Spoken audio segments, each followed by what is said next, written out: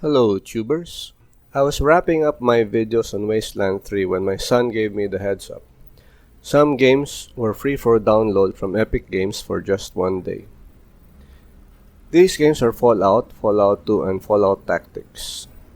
Having played Fallout Tactics before, I downloaded this game again. Now Fallout Tactics Brotherhood of Steel or FT-Boss is a 20-year-old game. I just wanted to see how it felt to play an old game in all its 800 by 600 glory. Fallout is a role-playing game in a dystopian, apocalyptic, post-nuclear world. Quite similar in flavor to the Wasteland series, but distinct in itself in atmosphere, characters, lore, and storyline. Fallout Tactics is a spin-off from the RPG versions, focusing on team-based combat compared to the standard RPG fare. Bethesda says that FT-Boss is not quite canon to the Fallout lore, but I just play the game. I don't mind how it deviates from the other Fallout games in terms of canon. I do remember that this was a difficult game even in normal mode, and I distinctly remember one specific incident about this game. I was in this one situation where I had no health left, no more bullets, no first aid or medicine bags, and I needed to kill this particularly tough enemy, but I kept dying time and time again. This involved loading the previous save every now and again, and after a very long time, relying on random odds, I finally made it, only to load the previous save game again out of habit and not saving my successful encounter. Right then and there I quit the game. The agony of saving and loading and dying every time wasn't fun anymore. I can't even remember if I finished the game. I do remember that FT-Boss has its merits. It was just plain tough with how I played it then. While I also save and load on other games, there's just so much saving and loading before this routine intrudes into the fun of the game. For me, games are supposed to be fun to allow me to experiment and venture out and discover, not saving and loading every 2 minutes because I took a wrong turn somewhere. This game has a tough guy mode, where I can only save at the beginning of the mission, but man, some missions are 3 to 4 hours long, and I don't have that kind of time. Also, not many games can find a good balance at harder difficulties. With many games, the formula is very simple on the hardest modes. Make the enemy tougher, and make us squishier. In addition, the harder the difficulty, our snipers get more cross-eyed, and everyone against us is suddenly a sharpshooter. Automatic weapons can hit us from miles away, while our snipers can't hit the side of a barn. Other than the very elite of gamers, I bet anyone who's playing on harder modes do a lot of saving and loading. For me, there's just so much saving and loading where I don't feel like I'm playing a game anymore.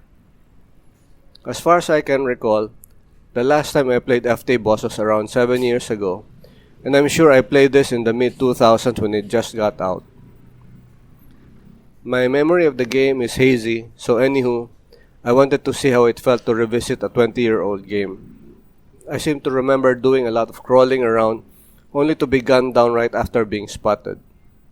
As I installed the game, I remembered that this game had a lot of mods. I also installed a very minor mod that improved some of the guns in the game.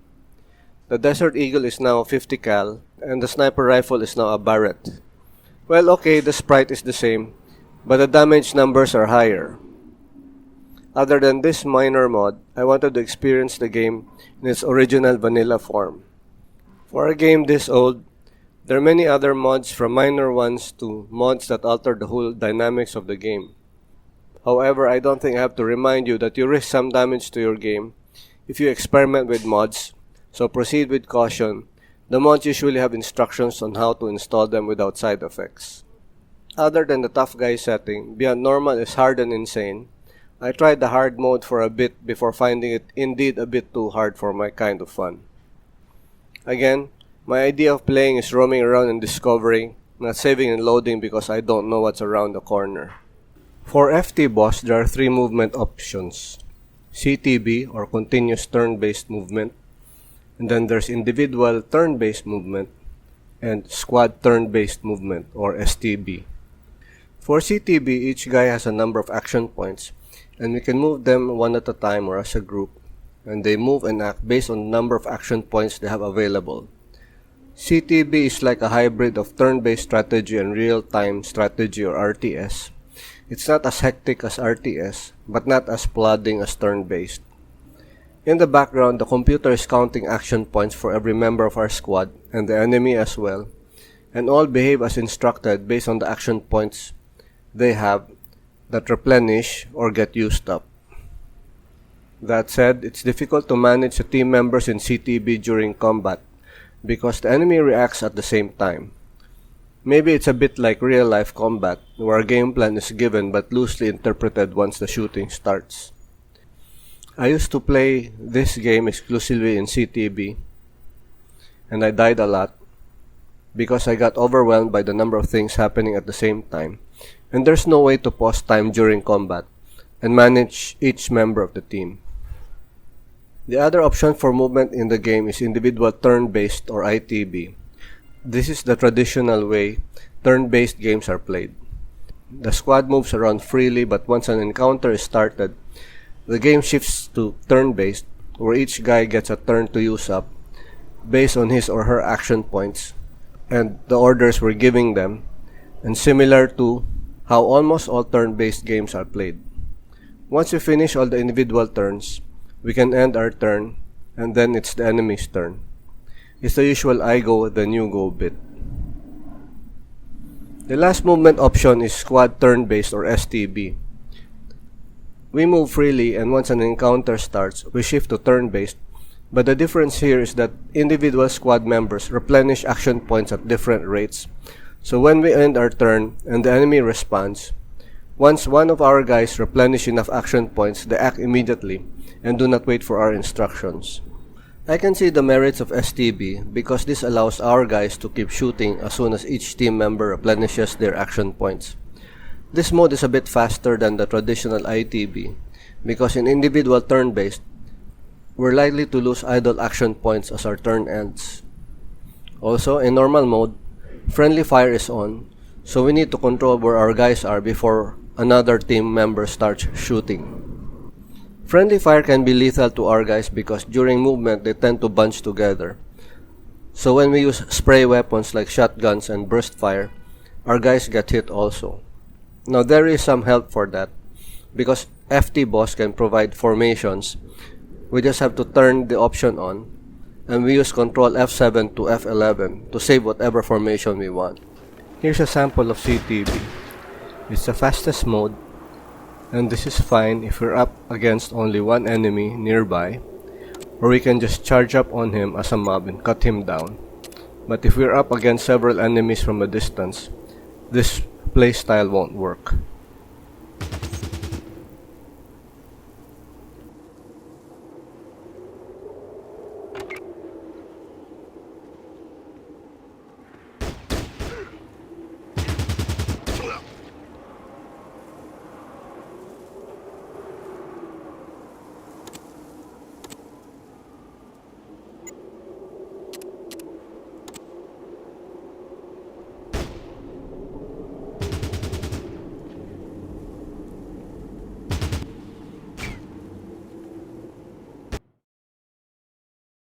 Here's a sample of STB in a similar situation.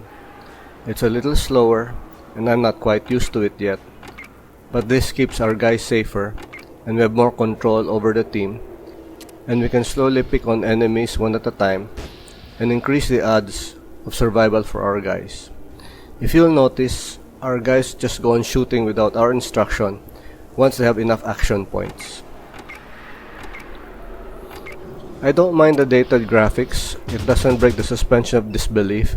It's a too much saving and loading that breaks the immersion, which I hope to do less this time around. The first thing that I need to get used to was that right click wasn't move, it was force fire.